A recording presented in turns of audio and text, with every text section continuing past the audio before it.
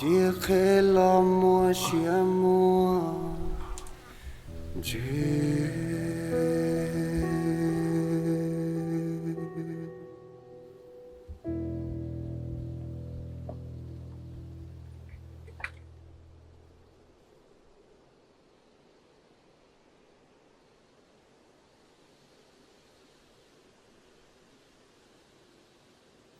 gì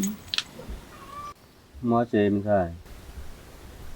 của sao thọ coi sao mà nó khi lên đó rồi tia trong thế phải lo nếu như hắn nhà đi bé thia sao mà nó khi lên đó lo thế khó lo nếu như tao chào đã chi muốn nó cho lo mà gì có sai lý trả tiền nữa nên sống giải phê nữa mình sai tới trên lấy chủ yếu yêu là ô khế ô tút gì thế thế nè gì giờ lên đó lo muốn nó cho lo mà rồi tia nó qua khai xứ lo chỉ nhau những muốn nó khi bảo ý tôi nên qua cho gì lên đó trái nó tết báo gì nó hay có chỉ trong nè cú giờ sống lâu nè nên tôi chuyện cả tôi hay cú là mình sai tới rồi còn tôi chia tay chú ở cú yêu chia xí nè nên tôi chuyện hay cú chứ nó để xin mà gì chú phá hay rồi giờ cho là trên hút của ai nữ sinh rồi cho yêu cho mày cho và chỉ nó nữ chỉ nó cú nè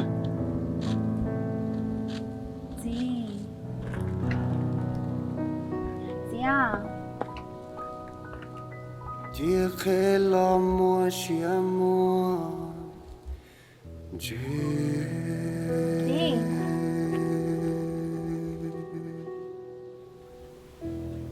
câu có bọn cho khác là nó mò thử một là té na bọn nó mà té lo trước khi hổ té bóc cứ gì ớ giờ mà tí nào gì lính bật tên mua bất cứ nó tạm tao cười theo rồi vô trái trong này rồi giờ đi chế cũng cho điểm cho ấy rót tua xíu là bao tí nào có chuyện nhỏ đó cũng nên để yêu phương trong một chuyện trò nữa là tôi mới lọt tua hả nè nói ít cái chuyện đêm trò đó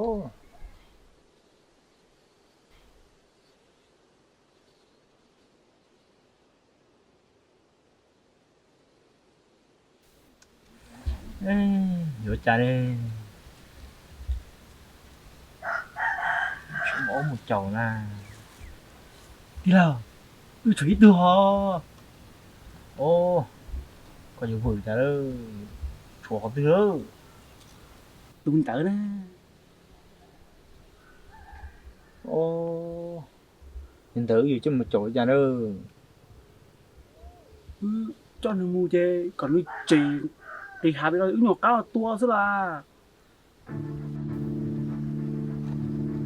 giỏ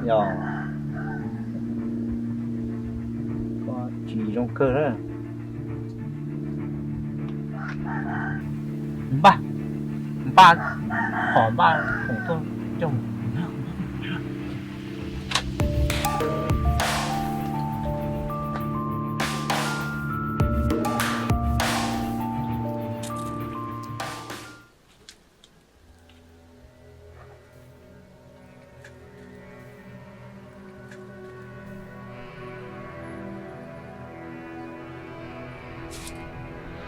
gì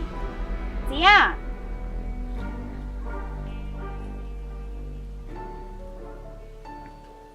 mua chế này sai gì sao nè sao thế nè tôi nếu muốn khi cho nó nè ủa cái này chế khế nó nhưng chả muốn bê thế lò nhưng hú sao nó giờ mà gì nó muốn bé cơ nó muốn té xó nó mà ồ em nó muốn từ nè thế chỉ bỏ có lên chế giờ tôi cho một thôn ta tệ chứ ba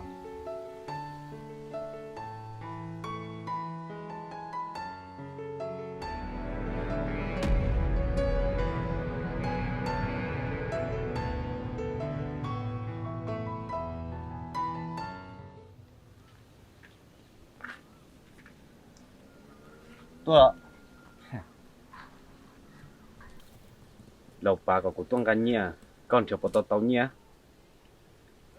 Ô, hai đứa có thì có trắc âm hai đứa là bà.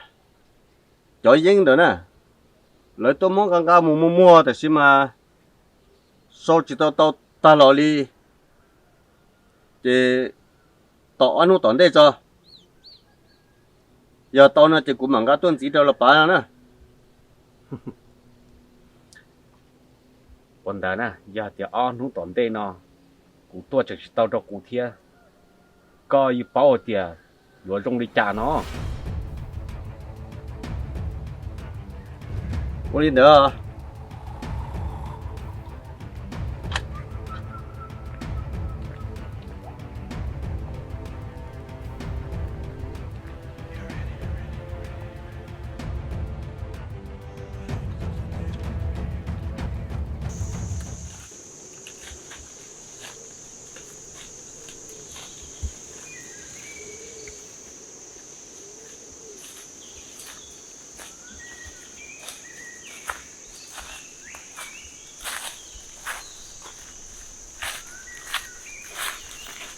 không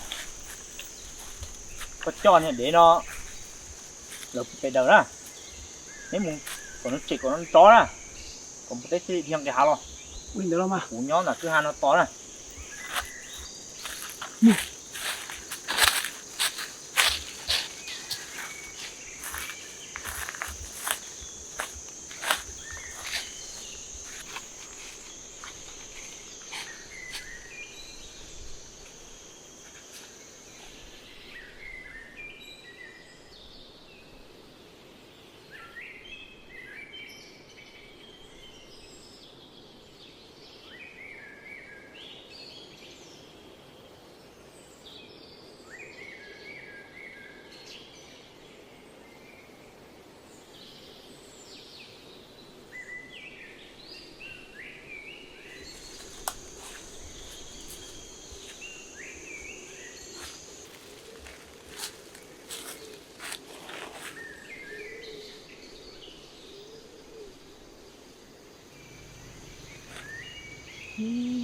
Những quả sùng thảo đó.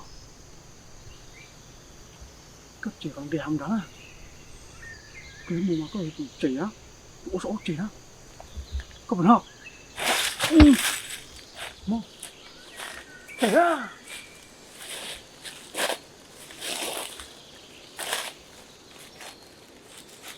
Chỉ á.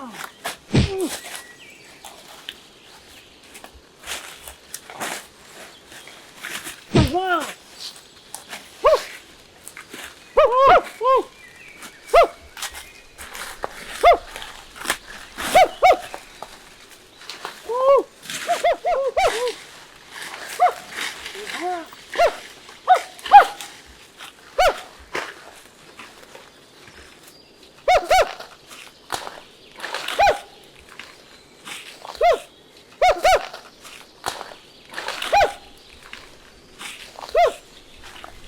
Chạy ra!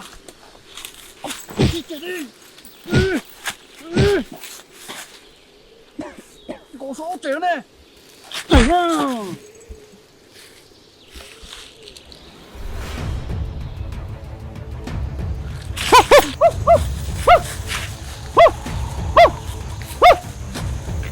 Ta chén cho mua! Đủ chén rồi! Đủ chén rồi! Tôi còn chở cái hàng đá này. Tôi chuyển cho nó. Tôi còn chạy mua đây. Mua. Mua. Mua đây.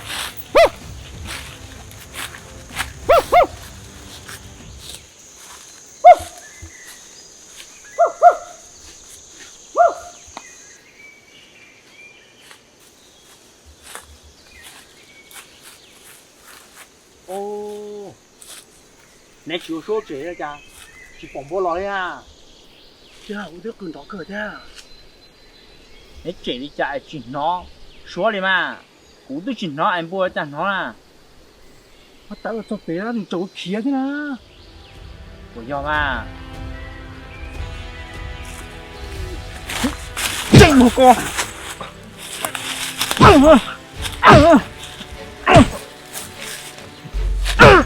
nhưng chỉ máu sư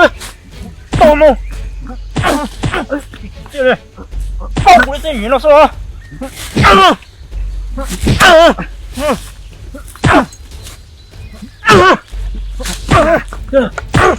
chú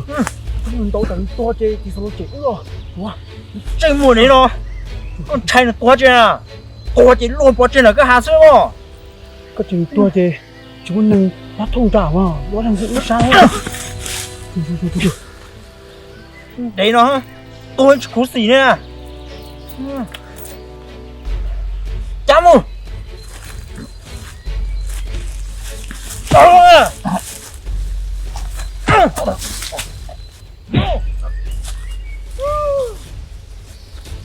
nó mà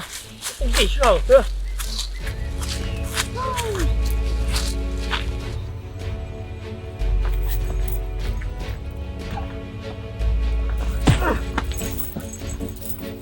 tìm một con khi rồi có đã rất chia thế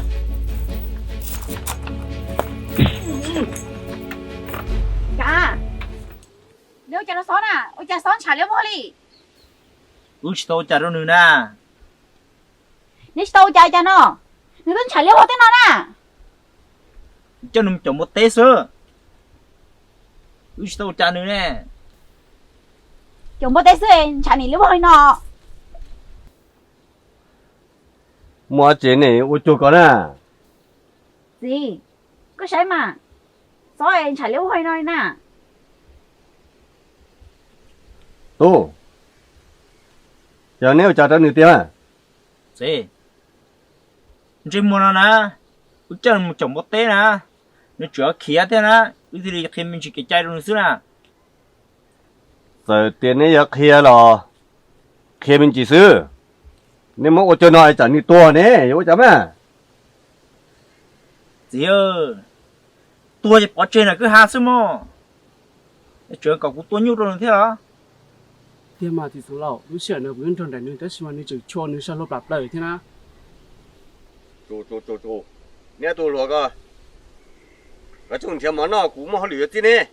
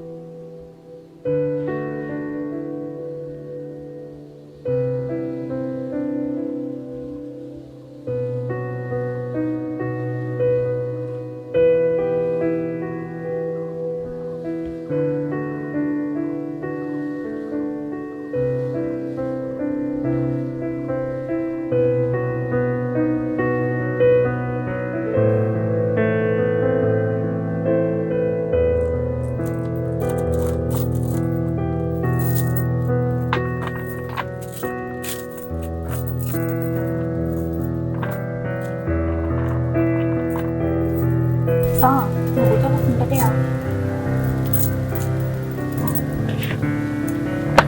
muốn ăn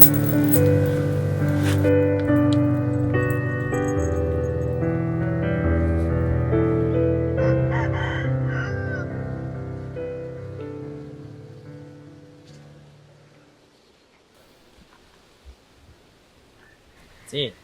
không có nói chuyện hay ư ồ tu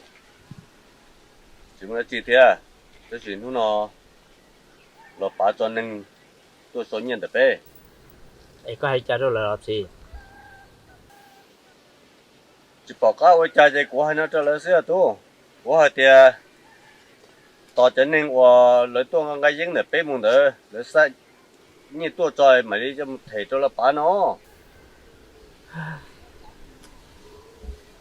gì in tụi nó bây giờ không lo cho những sự bóng này chứ sao có trả được gì quan à nên tụi nhiều là sao mua lo lên đâu đi là nên chỉ là cái chung chỉ cho nên của lớn cả bế cho giếng mùng nữa là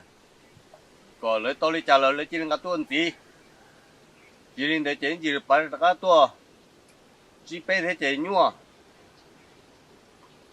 có liệt gì muốn cho nó nè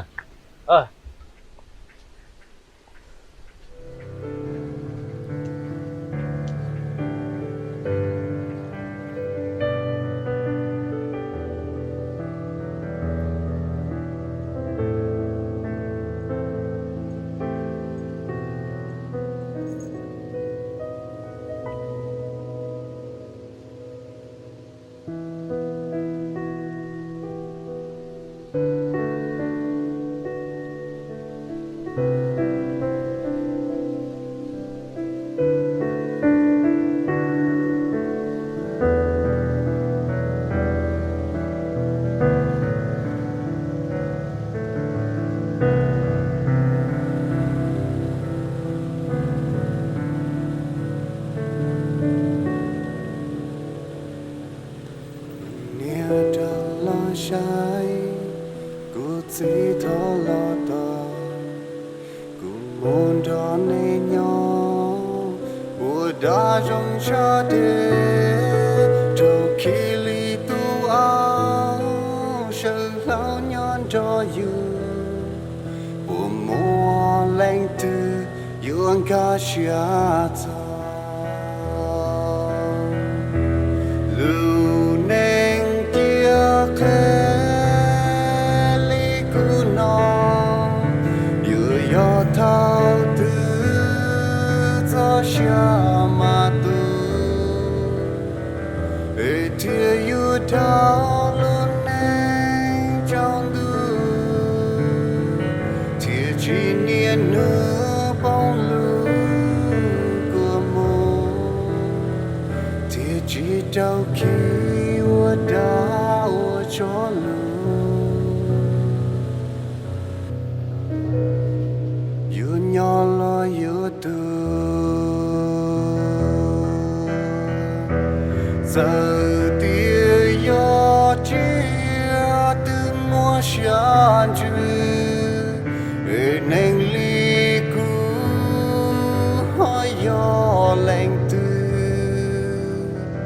chơi yo chỉ mua nia lu chỉ mua gì plư chỉ khé lo mua xian chữ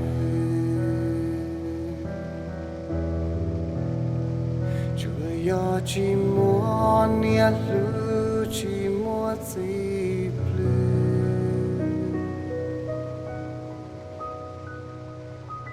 chỉ khé lo mua xia mua chữ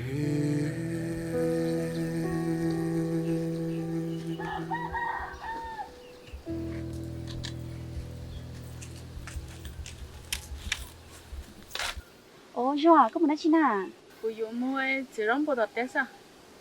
Ồ, Ê, có mua chỉ lo nè. mình đã đây là sao? Ủa lo. Ê, giờ từ nó nói như thế kia nè. Bây giờ có từng hộ, cả tiêu chuẩn họ có khi rồi nè. À, nì do na, tụi nó tụi tôi của chị là chọn thôi cái nhón nà, tụi nó ye thì càng cái giá lo na, tụi có hai nữa, Bây giờ mà, do mà tụi nó cái này là loại của cháu mình đã đây là sữa, mình không có xóa nó nà, ủa lo.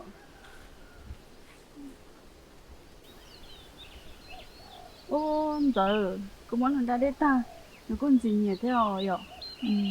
Ê, có hút số nào đó? Dạ. À, giờ thôi nữ ra hay lú đó đi cái đấy tiền nữ ra hay lú này nó ý thế sao nhiều khoản lòi nó chỉ có ra mua để xem mà nếu ra hai lúa giờ đi bé thế mà wow rồi chị thấy nó chỉ lú đéo nó lú cơ rồi thế cứ dùng người ít thôi là dù hết tao chỉ á giờ à giờ có ai giờ hai túi thằng chuối con à rồi chợ đã xem màแต่สิตอนนั้นก็ลงเท่าไหร่ sao anh hệ sao đây có sao anh trai có đó mà cũng mong chỉ lắm bộ đọc tết đấy chả trong được cũng mà à có li mà ê cái chim mua đó cứ đi tao chơi chân chuột theo có cả chim mua mà đây cũng mua ở trong sai đó